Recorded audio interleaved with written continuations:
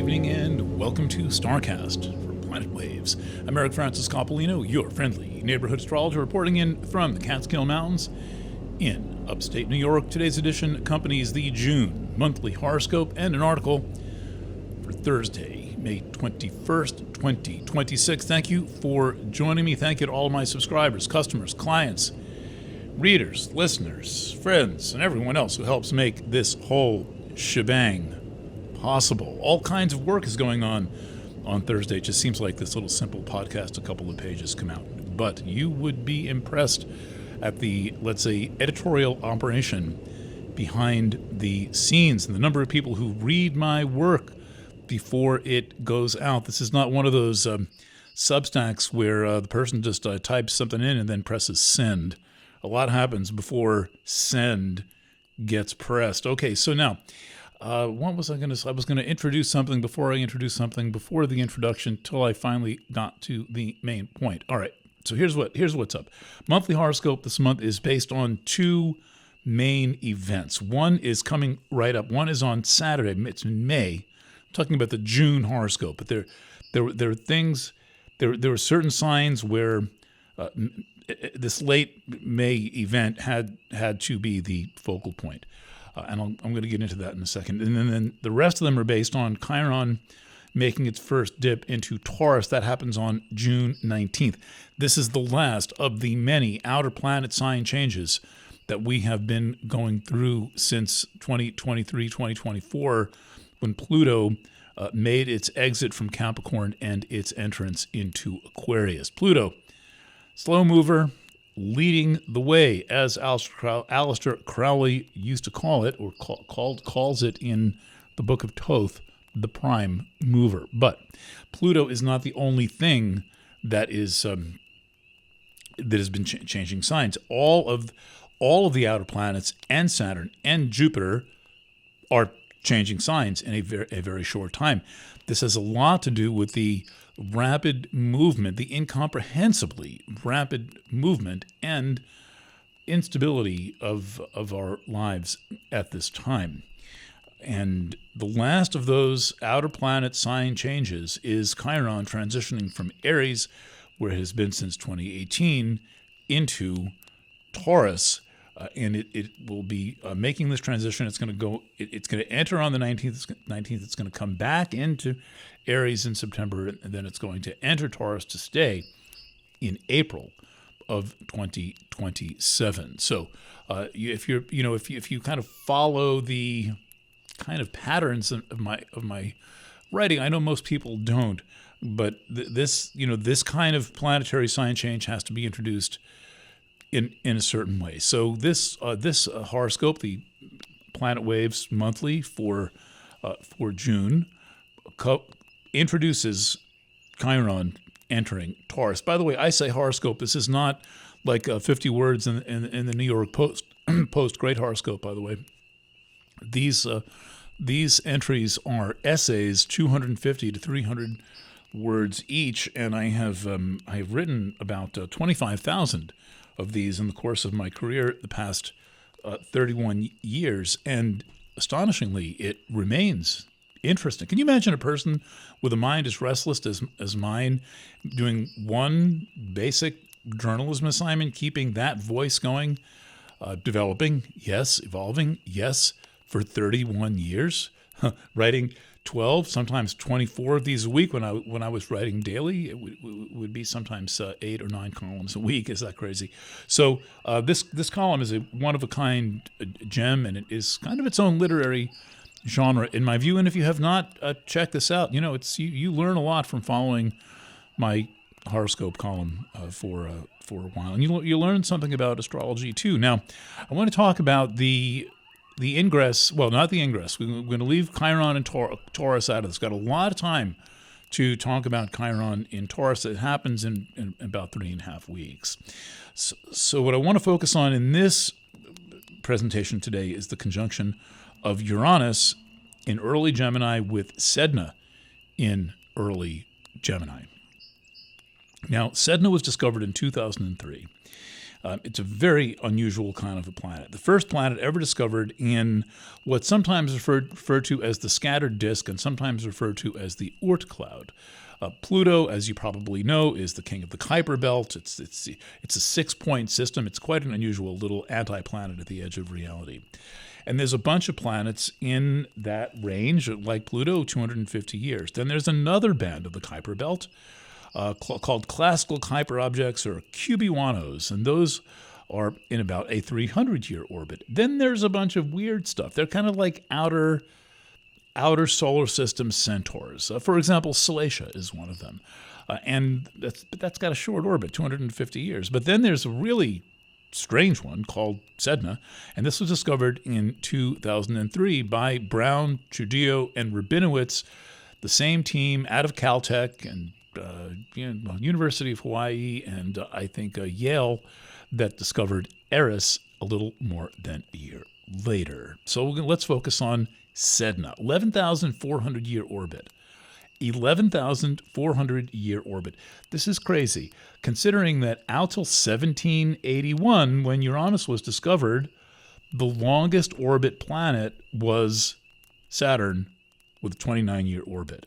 So in basically 2 centuries, we've gone a little more. We've gone from the longest orbit being 29 years to Sedna, 11,400 years. There's even things with longer orbit. They're not named. And for our purposes, Sedna is the longest orbit planet. So Sedna was named by its discovery team after the creation goddess of the Inuit people, the Eskimos, Nanook of the North, and all of them. I've included the video of Nanook of the North on the Substack version of all of today's festivities. And they Brown and Trujillo and Rabinowitz, and I've talked to 2 of these guys. I have never talked to Rabinowitz. I've tried to reach him, but I have not been able to. Very smart dudes, and they are very good at naming planets. And they named Sedna to call attention to the global warming problem that's affecting the Inuit people and their food supply. It's affecting the entire ecosystem of the planet, but it's also affecting the ecosystem of the polar regions profoundly. The glaciers are going away. The permafrost is going away. This is a very serious problem. And astrology is, let's say the mainstream of astrologers are generally very good at getting things wrong when it comes to new planet discoveries. And people who have not done, 10, 15, 20, 30 years of work suddenly become experts on new planets. One day they decide that they're just an expert. But I will say that with Sedna, it does seem that to the extent that it is accepted by mainstream astrology, it's remarkably accurate. And the thing that was figured out fairly early on, and I think Melanie Reinhardt's article was helpful, called Goddess of the Frozen Waters, which can probably still come up in a quick Google search, is that it's about the environment. It called attention to the environment. And this is what naming a planet, even though it's not about astrology, the symbolism carries through. And naming Sedna called attention to the issues in the Arctic region. And people started to figure out that this is an environmental influence. There is more to it. There's a girl with she has to brush her hair all the time, and she has a mirror, but there were no mirrors in the days of the ancient Inuit people. So the mirror has to be a thing that has to have been the early European explorers who got to the Arctic region. But anyway, there's a mirror and a girl with a mirror and very long hair, and she has to brush her hair. But let's leave that part out of it. What happens to this girl is that her father tries to marry her off, and she's very picky, and she doesn't want to get married off. And then by and by, she ends up being married to a demon, and then she ends up howling for help. And her father comes, and very bad things happen. All of her arms and legs and fingers and toes are chopped off, and they become all of the things that the Inuit people eat.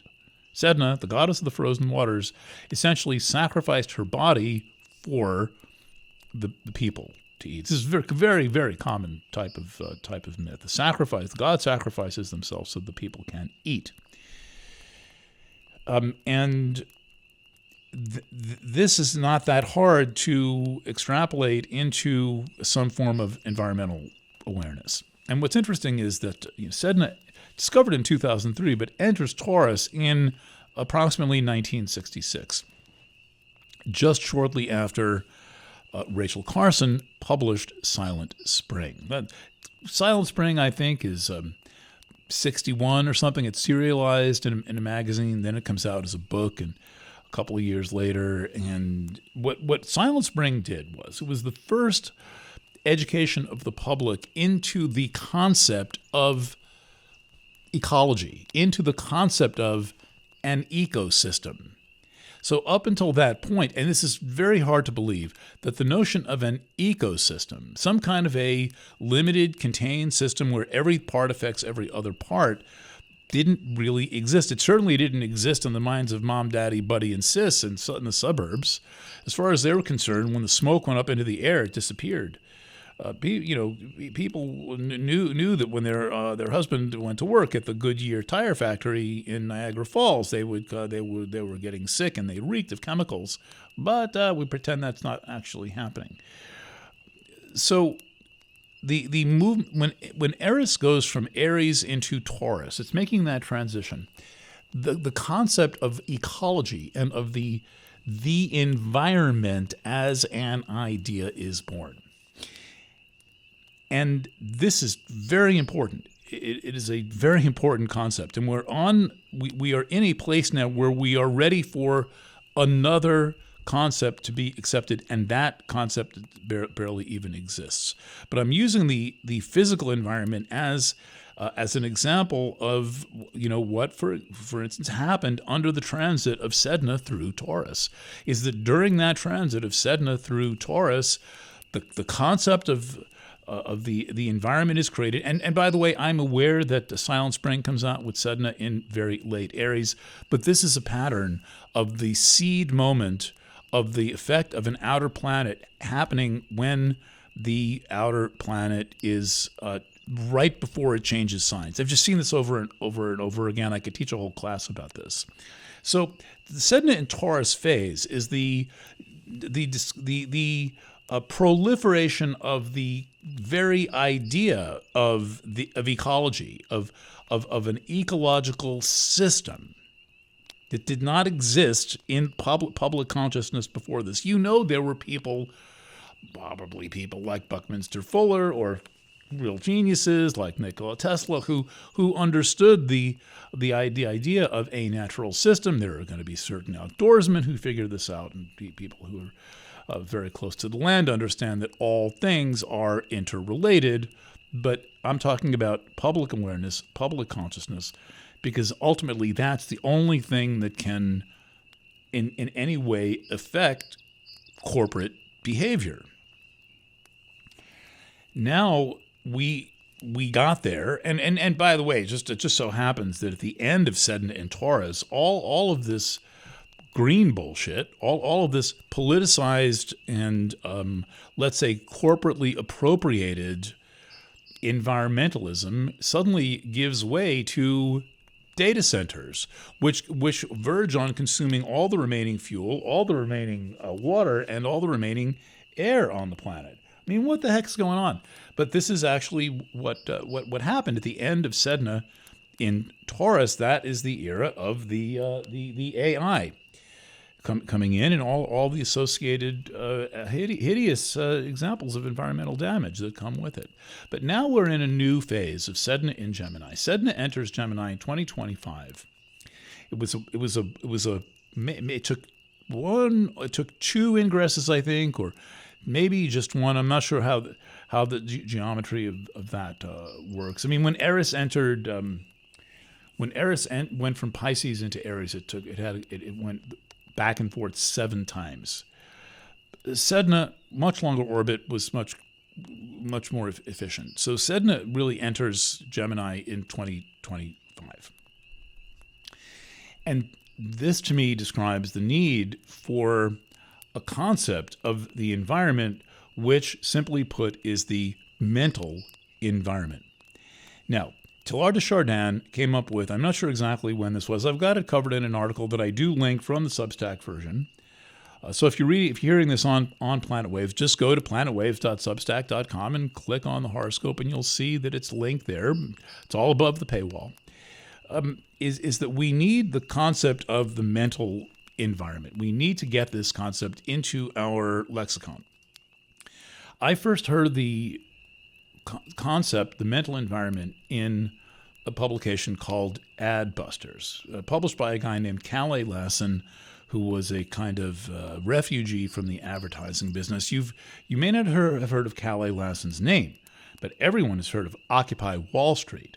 That was a concept of Kalle Lasson, publisher of Adbusters. And he would talk about the mental environment. Adbusters, really one of the fun magazines of all times, kind of what Wired wishes it was. He was called Adbusters, a journal of the mental environment. Now, I was introduced to the concept of the mental environment by reading a book by Marshall McLuhan when I was a little kid called The Medium is the Massage. So McLuhan is working within, I don't think he uses the term mental environment. I'll have to ask Andrew if he uses the term mental environment. But his whole approach is to study the mental environment, and the relationship of the body to the mind, the body and the mind to the technological environment and overlapping environments, and all of these technological ecosystems in which humanity is in the middle of it all, getting bounced around like a pinball. And with evolution of consciousness being driven very, very quickly by the development of new technologies. It's like humanity creates a type of a technology, then that technology is turned loose on the entire society, and then the entire society just is propelled in some direction, I'm not sure that it's forward, by this new technology. And as far as I'm concerned, this is all going on in this thing that I am calling the mental environment. And the bottom line here is about the relationship of the self in a body within the mental environment. Okay, so this is Sedna in Gemini. And here we are at the beginning of Sedna in Gemini, and there is not this concept of the mental environment. For all of the work that the McLuhans have done over the decades, the work of Marshall that was very, very famous in the 60s and 70s, followed up by Marshall and his son Eric working together, and then McLuhan is revived by being named the patron saint of Wired magazine. We might not know much about McLuhan had Wired not named Marshall McLuhan its patron saint. In the staff box at the very bottom, patron saint, Marshall McLuhan, and had Wired not become such a famous magazine. So anyway, here we are. We have access to McLuhan's ideas. Now, and I know there are people who wish I would just shut the fuck up about Marshall McLuhan, but it's like, no, I'm not going to, because this is like McLuhan's ideas are like having a survival kit in the middle of the wilderness. I mean, I would ask you this: if you were dropped into the middle of the wilderness, would you rather have a survival kit with a knife and waterproof matches and maybe even a dog, a compass, a flashlight, an emergency blanket, something like water purification tablets, or would you just rather be wandering around the wilderness naked and afraid without any of this and no camera crew? Now, tell me. Which would it be? Please call 845-331-0355 and tell me if you would rather be naked in the wilderness without anything, or if you'd rather have the compass, the matches, the waterproof matches, the flashlight, the survival blanket, the first aid kit. That's McLuhan. The matches, the compass, the first aid kit, the knife. That's why I take this so seriously. It is not some philosophical fetish. I'm not into philosophy. I think it's a bunch of bullshit for the most part. But McLuhan is describing survival, and he's also teaching awareness of the environment, the single most important thing. And now we have Uranus, the planet of electricity, and of technology. Uranus, think of it, first planet discovered by science, sigil of the technological age, discovered when Benjamin Franklin was still alive in 1781. Very early in the American experiment, very early, well, in the time when the Industrial Revolution is changing basically from a kind of a coal-powered Industrial Revolution to an electrically powered Industrial Revolution. It came with a complete change of consciousness. And then it's not long before that, the telegraph is invented and wires are covering the landscape and information is being transmitted at the speed of light, completely destabilizing the world as we once knew it. Transforming thought, transforming our relationship to the body, transforming self-consciousness, transforming self-concept, transforming relationships of all kinds.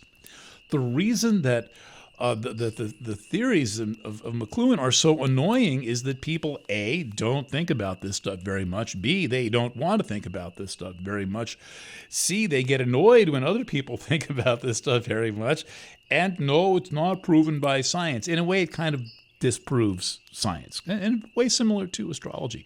Astrology is not proven by science. What astrology does is it disproves science, and in many ways, the ideas of McLuhan disprove science, like the ideas of Mark Bailey on virology disprove virology. Science is not the be-all and the end-all. It's a very limited, it has highly limited capacity to get to the truth. It's actually a joke how bad science is at its best at getting to the truth. Read Zen and the Art of Motorcycle Maintenance. Pirsig demolishes the scientific method, demolishes it. It is so much fun to watch the scientific method come down in Zen and the Art of Motorcycle Maintenance. So, by and by, what I'm here to say is that the conjunction of Uranus in Sedna in Gemini, Uranus conjunct Sedna in Gemini, a one-time only event. The first time this has happened since there were 2 miles of glaciers right above right where I'm sitting. 2 miles of glaciers? That's a lot of glaciers. That'd be pretty damn heavy. I'm glad they're not here right now. Is saying, tune in to the mental environment. Tune in to the technological environment. See what you notice. Don't take all this shit for granted. Don't think that when you get some kind of a new device in your life, in your house, and you start to run your life through that device, that it is not changing you immediately and irrevocably. There is no going back. And I think that if I had to boil Sedna and Uranus in conjunction down to one idea, it is this, that pattern recognition is the literacy of the electronic age.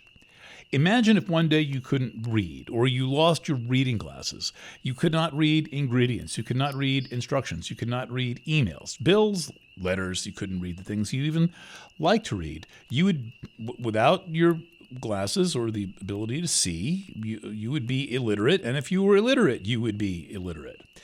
This is the way that we relate to the world if we have not learned pattern recognition. Under electrical conditions, everything happens so fast and simultaneously, traveling at the speed of light, everything happening all at once, with 50 bazillion inputs. All of it's the same damn thing. But now suddenly we went from email and web, suddenly, now there's going to be text messaging. Now there's going to be social media. Now there's going to be Signal and Telegram and Slack and this and that and the other thing. And it's like, well, people think they need all this shit. You don't need this stuff.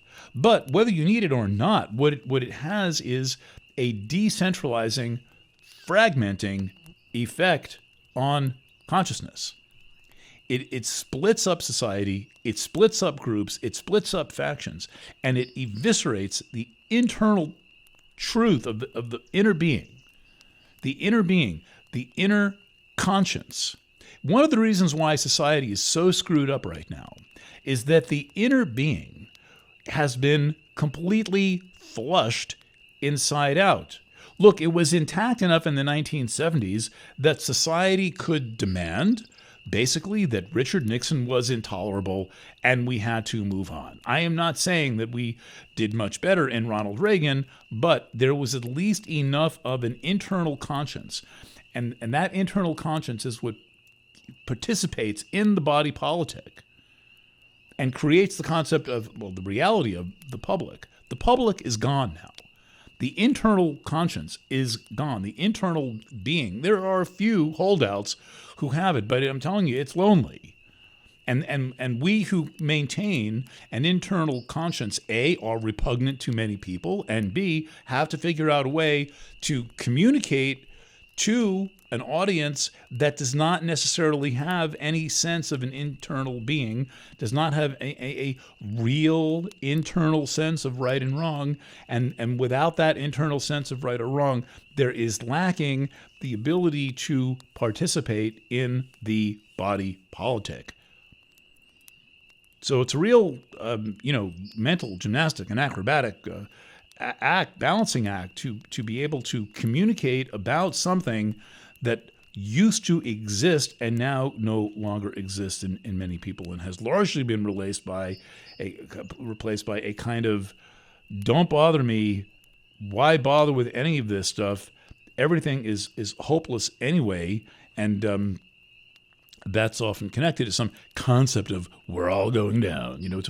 This is the Pluto and Leos used to joke about this. Jim Morrison, I want to get my kicks before the whole shithouse comes crashing down. And this is a popular notion in the 1960s. It would have been nice if they did a little more to help prevent the problems that ensued from not taking that issue seriously. Pattern recognition is the literacy of the electronic age. Now, how do you learn this? First, you got to figure out what it is. Second, once you figured out what it is, and it is something, you have to practice. And you practice seeing patterns. And it's not necessarily going to be big dramatic issues. It can be very small patterns. What has changed on your kitchen counter overnight? Why is there salt sprinkled all over my cutting board every night when I wake up? What's that about? Would anyone notice that? I noticed it. There's salt sprinkled all over my cutting board. Who's sprinkling the salt?